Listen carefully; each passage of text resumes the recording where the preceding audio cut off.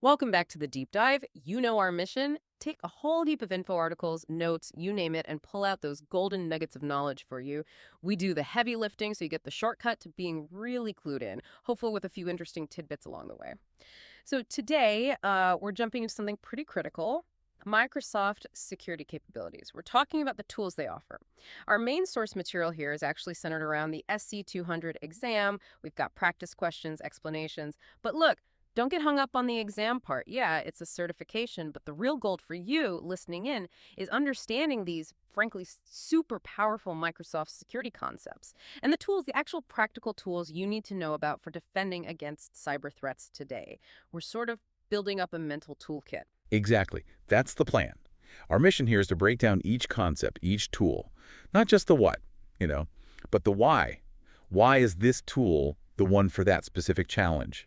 We want to uncover those practical uses, how they work in the real world, whether that's in the cloud or still on premises, see how it all fits together. Okay, sounds good. So maybe let's start with just a quick look at the SC-200 exam itself, just to set the stage. It's web-based, right? About an hour, 40 minutes, 40 to 60 questions, need a 700 score. Yep, that's the basic structure. Yeah. And it's offered in a whole bunch of languages: English, Japanese, Chinese, Korean, German, French, Spanish, lots more. Which kind of tells you something right there. It really does. I mean, just the structure, the global reach, it hints at how broad the skill set needs to be now in cybersecurity. It's not just one thing anymore. It reflects this, interconnected global need for these skills. Absolutely. Okay, so let's dive into our first nugget. This comes from one of those practice scenarios. Picture this. You've got signs of suspicious lateral movement inside your network on the on-premises Active Directory. Which Microsoft 365 Defender capability are you reaching for? Ah, okay. For that specific scenario, lateral movement in on-prem AD, the tool you want is Microsoft Defender for Identity. Defender for Identity. Okay. Yeah. And it's crucial because this tool is, well, it's specifically built for detecting those kinds of advanced threats. Things like lateral movement, credential theft, attempts to dominate the domain, all happening within that on-premises AD environment. Oh, it's specialized. Very specialized. Yeah. It works by constantly watching user behavior, analyzing signals right from Active Directory, looking for anomalies, things that just don't fit the normal pattern. An account doing something it's never done before, maybe. Right. And this is where it gets really interesting for you, the listener. Think about the power of having something that can spot an attacker trying to creep sideways across your internal network before they get too far. That's the goal. It really does sound like a game changer, especially for that traditional on-prem stuff, which is still so critical for many places. Definitely. But I wonder, do organizations sometimes make the mistake of just relying on, say, general antivirus or something instead of this specific tool? Oh, absolutely. It happens. People might think their standard endpoint protection or network monitoring is enough. And those tools are good, don't get me wrong, but they often look for known signatures or block things at the edge. Lateral movement, credential theft. These are often behavioral. Yeah. They might use completely valid credentials, just illegitimately. A general tool might just miss those subtle signals, the anomalies that Defender for Identity is tuned into because it understands Active Directory so deeply. And the risk there is huge, I guess. It's significant, yeah. An attacker could be wandering around your network for ages, undetected. That leads to major breaches, ransomware, you name it. Okay, that really highlights why you need the right tool for the job. Specialized detection. So Defender for Identity nails down the on-prem AD, but then there's the cloud, Azure, different playground, different problems, often misconfigurations, right? It's a big one, yes. Yeah. Cloud misconfigurations are a huge source of vulnerabilities. So new scenario, Yeah. you need to reduce those security misconfigs across, let's say, multiple Azure subscriptions. Which Defender for Cloud feature helps there? Right. For that, you're looking at Defender CSPM. That stands for Cloud Security Posture Management. It's part of the broader Defender for Cloud suite. CSPM, got it. And its whole purpose is proactive cloud security. It continuously scans and assesses your cloud environment. Not just Azure, by the way. It can cover other clouds, too. Okay. Its job is to find those security misconfigurations, open ports, weak access controls, non-compliance issues, and help you fix them. It gives you recommendations, points you towards best practices, helps you track improvement across all your subscriptions. Really, it's about shrinking that attack surface. So it's like a constant health check for your cloud setup. Exactly. That's a great way to put it. It turns security from a point-in-time audit, which is quickly outdated, into this ongoing continuous process. It helps you clean things up before they become an open door for attackers. Proactive defense. Which seems essential given how fast things change in the cloud. Relying on manual checks sounds impossible. Oh, it pretty much is. The Yeah. scale, the complexity, the speed of deployment. Manual checks just can't keep up. It's like, as you said, trying to bail out a leaky boat with a teaspoon. Misconfigurations happen constantly, often just through human error. CSPM brings that necessary automation and scale to stay vigilant. Makes sense. Prevention is key. But, okay, even with good prevention, alerts are still going to happen, right? Inevitably. So, next challenge. Your team wants to automatically respond to certain alerts that pop up in Azure Sentinel, your SIEM. What component do you use for that? Okay, yeah, automating responses in Sentinel. For that, you need to use an automation rule combined with a playbook. Automation rule with a playbook. Correct. This is where Sentinel's SOAR capabilities come in. HODR stands for Security Orchestration, Automation, and Response. These playbooks, they're actually built on Azure Logic apps, which means they're incredibly flexible. Ah, okay. Logic apps. Yep.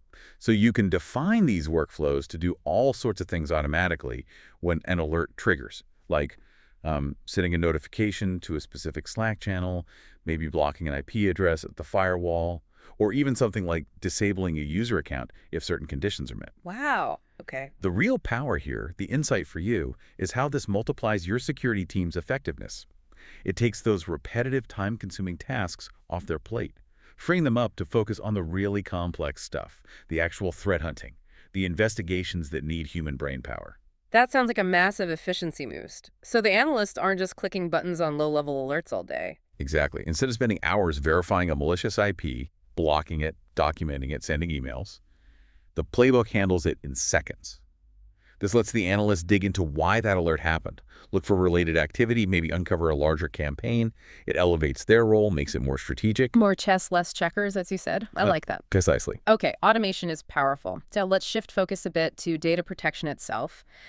Sensitive information. Let's say you've got a compliance officer. Their job is to monitor and control how confidential data is shared, specifically in emails and, say, Microsoft Teams messages, big channels for data flow. What solutions should they be looking at? For that requirement, the answer is Microsoft Purview Data Loss Prevention, DLP. Purview DLP. Yes, Purview DLP is designed exactly for that, safeguarding sensitive information. It helps you monitor what's happening with your data, detect when sensitive info is about to be shared, and then restrict that sharing based on policies you set up. It works across Microsoft 365 services, definitely including Outlook email and Teams chat and channels. Okay, so it enforces the rules. It enforces the policies, yeah. To prevent confidential data, could be PII, financial data, intellectual property, whatever you define, from leaving the organization inappropriately.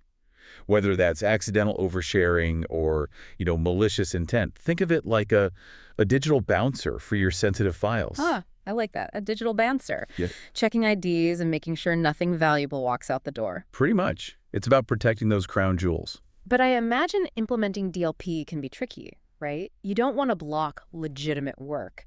How does Purview handle that balance? People complain if security gets in the way too much. That's a huge challenge. You're absolutely right.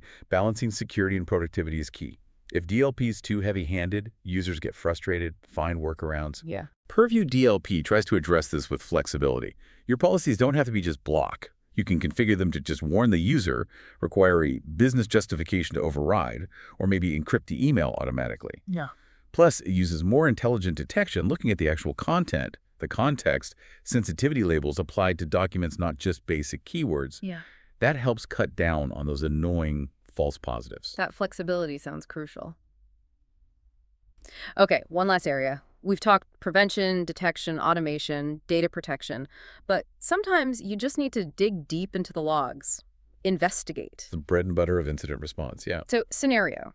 You need to analyze a whole bunch of failed sign-in attempts from Azure AD logs, and you want to correlate those attempts with other security incidents you're seeing in Sentinel. Where do you start that kind of deep dive investigation? Good question. For that deep analysis and correlation, your starting point is the Log Analytics workspace, and your tool is KQL. Log Analytics Workspace and KQL, Custo Query Language. Yeah. Exactly, Custo Query Language. See, Azure Sentinel stores all its data logs from Azure AD, from servers, from firewalls, security alerts, everything. It all lands in a Log Analytics workspace. Okay, it's the data lake, essentially. It's the central repository, yeah. Yeah. And KQL is the language you use to query that massive data set. It's Oh. incredibly powerful. It lets you perform really complex analysis. You can take those failed sign-ins, join them with, say, endpoint detection logs, or maybe network traffic data, see if the same user who failed to log in here suddenly accessed a sensitive file share over there. It enables that deep threat hunting across all your connected data sources. So KQL is how you connect the dots. That's precisely it. It lets you stitch together seemingly unrelated events, a failed login, a weird process execution, unusual data access to potentially uncover the full story of an attack. Mm. I remember a case where a team used KQL to connect some minor failed logins, some odd file share access, and a couple of slightly fishy-looking emails, none of which triggered a major alert on its own. Yeah. But correlating them with KQL revealed this slow-burn, multi-stage attack that would have otherwise been missed. It painted the whole picture. Wow. So learning KQL itself is like a superpower for a security analyst in this ecosystem. It really is. It's fundamental. If you want to move beyond just looking at dashboards and really hunt for threats, understand incidents deeply, even build custom detections, KQL is essential. Now that you have a clearer picture of what these specific Microsoft tools do and how they interconnect, how might that change the way you think about strengthening security in your own context? Or even how you evaluate new security tech that comes along? Something to chew on. Thanks for joining us on this deep dive.